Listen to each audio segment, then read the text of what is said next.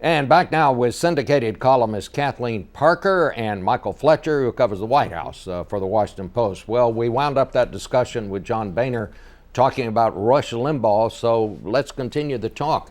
Mr. Boehner didn't seem to want to touch that. Yeah, Republicans have learned to keep their mouths shut when it comes to Rush. Otherwise, they might have to apologize to him. But the interesting thing about this is the whole idea that the White House would engage a talk radio host seems fairly unpresidential. I mean, George W. Bush wouldn't even acknowledge other heads of state. But here we are talking about a radio host. Now, there is my first impulse when I heard about it was, oh, well, there goes the fairness doctrine, because we're having too much fun. Who would want to bring it back? But there's a new little conspiracy theory floating out there that I'll just throw on the table, and that is that the White House is very strategically doing this, because then once you designate Rush Limbaugh as the head of the Republican Party, then you can say, hey, wait a minute, the head of the Republican Party is on the radio every day speaking to 20 million people, more than even the president reaches. Therefore, we need the fairness doctrine. So we'll see.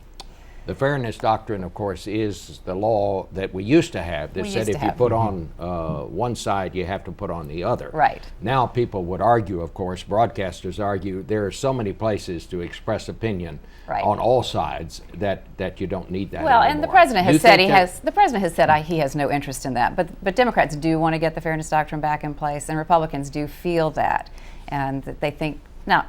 This is a new theory, so I won't go too far with it, but there is some chatter that this is actually a deliberate attempt to sort of create this this dynamic that now has to be addressed. One thing about it, the White House is not reluctant. Mr. Boehner may be reluctant to talk about Rush Limbaugh, but the White House is not. Not at all. I think we saw all last week. I think they found their Michael Moore. I mean, on the other side. I mean, Rush Limbaugh is kind of this polarizing figure, and I think the White House wants to put him out there as kind of the face of the Republican Party because of that. Even though he's very popular with the base, the Republican parties, I think people now, 28% of Americans self-identify as Republican.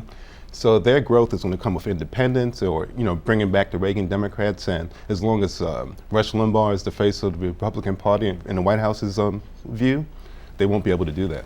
Michael, how do people at the White House feel about this idea that suddenly the opposition to the president's budget, a lot of it is coming from very influential Democrats like Max Baucus, the chairman of the Senate Finance Committee, who says he doesn't see why you should reduce that deduction that upper income people can take on charitable contributions to finance health care. He said he doesn't see any connection between the two. Is the White House going to back off on that, do you think? They may. I mean, this is a big problem for the White House going forward. If they can't even keep their partisans on board on a proposal like that, and you think about some of the ambitious plans laid out in the budget, you get beyond that into this whole idea of taxing carbon emissions. And a lot of people say that will raise people's energy bills, and the White House acknowledges as much. And they say, well, people will be returned the money through the tax code. It gets to be a very complicated argument. So if you can't keep people on board on something that, the president talked during the campaign about, the wealthy having to kick in more. But if you can't keep Democrats on board, there has to be a concern to them. So where do you think this is going, Kathleen? Well, I think, look, the president has come out with a budget that's got everything in it. Clearly, they expect to have to make some compromises along the way. But even if you get a percentage of huge, you still wind up with big.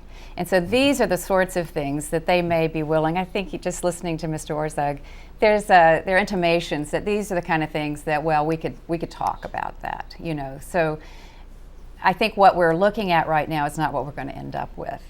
There's a lot of room for new ideas. What about it's interesting to me in that the president is more popular than ever, according to the latest polls, and yet you're seeing some, question about his policies, and is this budget a good idea? I mean, where do you think this is going to play out here, Mike? I mean, I think a lot of anxiety, obviously, spins off of the economic anxiety people feel. I mean, they see the president doing all of these things, and even before he was in office, they saw the Bush administration shoveling all of this money into the financial system.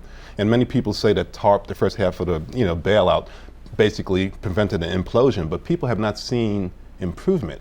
So I think as long as that overlay is there, as long as you have the kind of numbers we saw last week, where unemployment continues to skyrocket, consumer spending continues to tank, I think you'll see this kind of air of anxiety. I mean, I think people are hopeful that this stuff will work, but there's no evidence yet that it is working, I think, and people are worried about that. Well, they're worried, but polls also show that the people are much more patient and with this is huge, and they understand it's complicated. And President Obama's been in place, what, 6 weeks?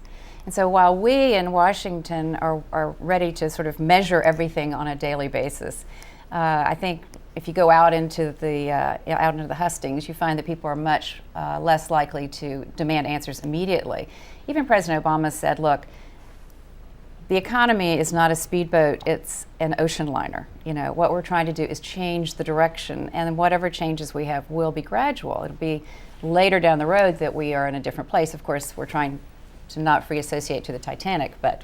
Well, I want to thank all of you, but I tell you, I'm reminded of what Russell Long, the former chairman of the Senate Finance Committee, once said, that nobody likes taxes. He used to say, people would tell him, don't tax him, don't tax me, tax that fellow behind the tree. And that is more true as every passing day passes.